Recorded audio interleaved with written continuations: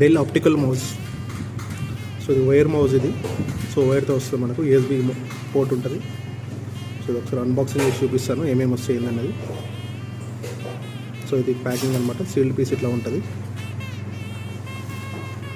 So పైన కింద ఇట్లా సీల్తో ఉంటుంది. ఓపెన్ చేస్తే మళ్ళీ లోపల ఇట్లా ప్యాకింగ్ ఉంది.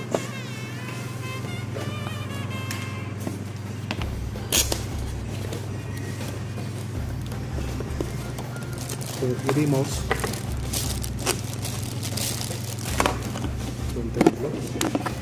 ఇంకేం లేదు.